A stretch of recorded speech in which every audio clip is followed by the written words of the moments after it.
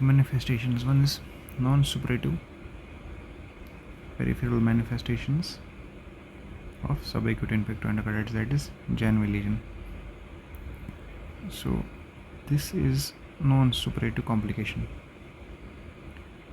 and it's usually due to prolonged infection. So if infection remains for a long time, then only Janeway lesions will be seen. But since the treatment is initiated early, that's why we don't see them very often. So the late manifestations are usually Janeway lesions. It means the patient was not treated. Patient took treatment very late, and by that time the complications, non-suppurative complications, had already developed, like Janeway lesions. So non-cardiac manifestations, we know that this non-suppurative ones are Janeway lesions and septic embolizations that mimic such lesions, like Janeway lesions, are subungual hemorrhages that are ossular nodes and that are painful. So ossular node is what? Subungual hemorrhage, and it's usually common in staph aureus. So subungual hemorrhages or ossular nodes are common in staph aureus infective endocarditis, and there are these musculoskeletal manifestations that will respond with treatment, but they must be differentiated from focal metastatic infections, for example spondylodiscitis, which may complicate 10 to 15% of the cases. And there can be these arterial embolizations, which can occur up to 50% of the patients. Now, what are the factors that are associated with an increased risk of embolization? For that, first one is staph aureus infective endocarditis. Another is mobile vegetations greater than 10 mm in diameter, and infections occurring in the mitral valve, that to anterior leaflets. So these are the risk factors. One is staph aureus, another is vegetation size is greater than 10 mm, third is mitral valve anterior leaflet infection. They are associated with increased risk of embolization. So you must think, whenever, for example, a 2D echo reported as 25 cross 25 mm vegetation, that to mitral valve anterior leaflet, so this should come to your mind that this will definitely these through embolizations elsewhere, and wherever they will throw emboli, they will cause regional pain, they may cause ischemia or damage, be it kidney, spleen, or bowel or extremities. Some may present as strokes, encephalopathy, like in 15 to 30%, 35% of the patients. And note that sometimes what happens, patient can still throw emboli even after antibiotic therapy, but they shouldn't be considered as the patient's treatment has been failed. Neurological complications like aseptic meningitis or purulent meningitis can occur. Also, there can be hemorrhagic infarctions that can lead to intracranial hemorrhages, or there can be this mycotic aneurysms, which are what? They're actually focal dilatations of arteries that they are occurring at points in the artery where the wall has been weakened by infection. So infection occurs within the vessel wall, and what happens? This vasa vasorum part is affected. There is infection in this vasa vasorum that causes focal dilatation, weakening of the vessel wall, and these mycotic aneurysms can rupture and they can lead to intracranial hemorrhages. And also microabscesses can be seen both in the parenchyma or in the meninges, but more common are seen in staph aureus infection. Now what happens with the kidney? We usually see, whenever embolic renal infarcts are seen, there is rarely this renal dysfunction, but what happens then? There is flank pain and hematuria, and immune complex depositions can be seen on the glomerular basement membrane, causing diffuse hypocomplementemia associated with glomerulonephritis, called as diffuse hypocomplementemic glomerulonephritis. This is the term. And renal dysfunction. But renal dysfunction is common with this hypocomplementemic glomerulonephritis, but embolic renal infarcts will throw pain and hematuria. And note that if it's present in those people who use these IV drug abusers, who are IV drug abusers, there is 35 to 60% chance that infective endocarditis will be limited to the tricuspid wall, and they will present with fever, and there can be embolizations in the lungs, and also patient will develop cough, pleuritic chest pain, and there will be nodular pulmonary infiltrates. And occasionally what can happen is empyema or pneumothorax can happen.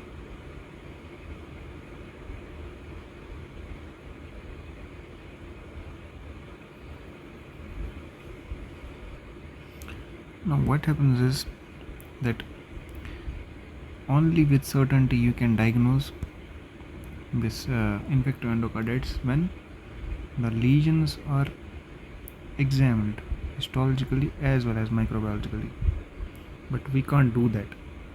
That's why we use one approach that is quite sensitive and specific, and that method is using modified Duke's criteria, which is based on three aspects: clinical, lab, and echocardiographic findings, and clinical diagnosis of definitive. So there are three terms: one is definitive, another is possible, and the third one is rejected. Definitive infective endocarditis requires documentation of two major criteria, or one major and three or five minor. But for a possible infective endocarditis we need one major and one minor, and or three minor criteria. And what is the rejected criteria? If the rejected criteria is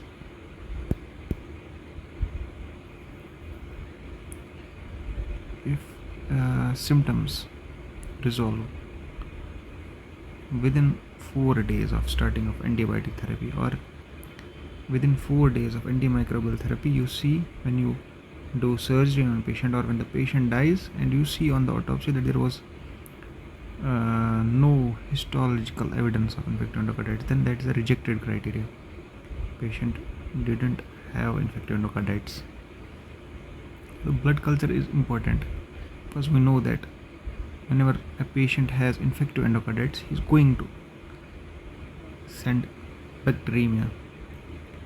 He is going to manifest with bacteremia, and that's why multiple blood cultures that are taken over time will definitely come positive for organisms which are consistently associated with infective endocarditis, like Staph aureus, Enterococcus, or Streptococcus. They must be recorded in multiple blood cultures, and the clinical presentation should be unexplained by an extracardiac focus of infection. What happens is that we know that echocardiography confirms and detects these vegetations, and we know that however this TTE, transthoracic echo, is exceptionally specific, but in 20% of the cases it will not give you an adequate result. You will be dissatisfied with this TTE, and it has been seen a patient who has been diagnosed as a definitive clinical infective endocarditis, TTE might fail in demonstrating the vegetation in 20 to 35% of the cases, and it will miss vegetations less than 2 mm. So there will be clinically modified Duke's criteria will be met, but TTE will fail to reveal any vegetation. So vegetation will definitely be there, 1 mm for instance. It will be throwing embolizations. Patient will mount fever, but TTE negative. So that's why TTE is not better, although it's specific, but it's not better. Whereas Transesophageal echocardiography detects vegetations in greater than 90% of the patients with definitive infective endocarditis. However, initial studies might give you negative results in 6 to 18% of the cases, that too especially in TAVR PVE. PVE is prosthetic wall endocarditis and TAVR is transcatheter aortic wall replacement. That's why if a patient who has been having diagnosed as having this definitive infective endocarditis but TE fails to reveal, then it doesn't, you don't have to drop this idea of that patient will not be having infective endocarditis. Rather, you have to repeat the TE within 7 to 10 days. And TTE is also not optimal.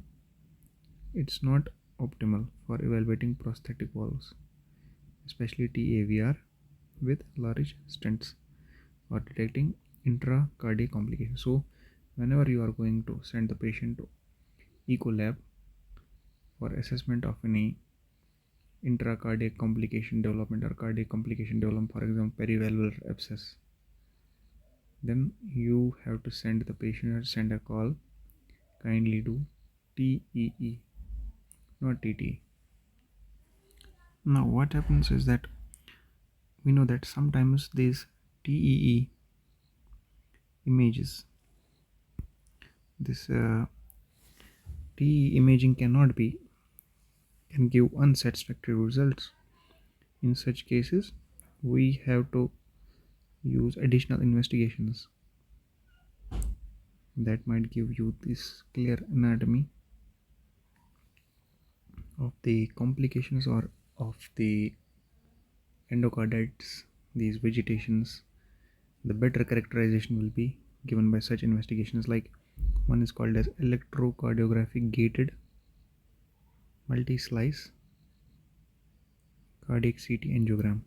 Although it's comparable to TE in the detection part of the, so in the detection both are comparable, but in defining paravalvular infections it's superior. So CTA is comparable with TEE in the detection of infective endocarditis, but is superior in defining paravalvular infections. Although to identify or to detect intracardiac pathology, both are superior, TEE or CTA. But FDG PET, 18 FDG PET, provides increased sensitivity in assessing these suspected PVE, prosthetic wall endocarditis, especially TAVR PVE, transcatheter aortic wall replacement, prosthetic wall endocarditis. If it is there, then the better sensitivity to pick up such kind of a thing is seen with FDG PET. Also, FDG PET can pick infection of the ascending aorta pockets or grafts, or these extracardiac complications can be picked up. There will be increased sensitivity of this PET. And CIED. What is CIED? CIED is cardiac implantable electronic devices. Pocket infection, if it's there, then it will be better picked up by a PET. That's why, as a whole body image, findings can modify therapy in 25% of native wall endocarditis and prosthetic wall endocarditis. That's why European Society of Cardiology has included the findings from these PET scans as the major criteria in further modification of Duke's criteria. So there is further modification of Duke's criteria where findings from PET CT are included in the major criteria of diagnosis of infective endocarditis. So there is very great utility of this PET CT.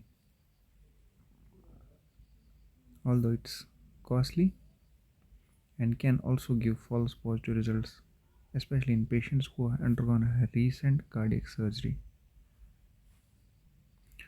Now we know that infective endocarditis, there can be bacteremia, monomicrobial bacteremia due to, for example, these gram-positive organisms, which are consistently associated with infective endocarditis. There can also be bacteremia due to Enterococcus faecalis. Now, what should we do whether a patient mounting fever and bacteremia? Should we directly go for echocardiography? No. As per so, patients mounting fever with bacteremia. Fever with bacteremia, especially from Staph aureus,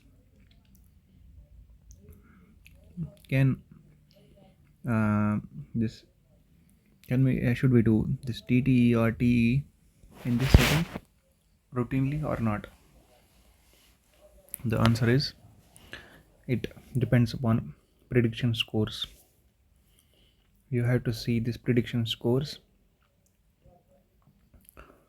If there is any of the feature that's listed in table 128.4 present, then they will give 6% risk of developing of infective endocarditis.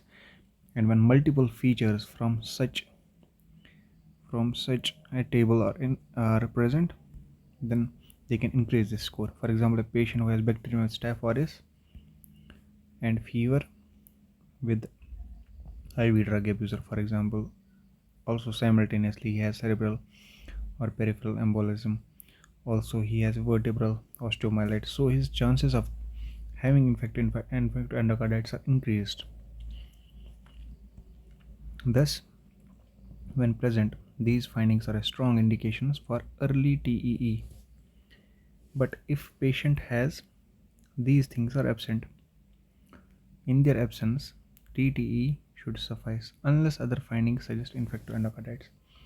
So routinely, if you are going for 2D echo in patients who are not having any of the listed this listed features, if he is not having any of these, plus he has fever and there's bacteremia with Staph aureus, then go with TTE.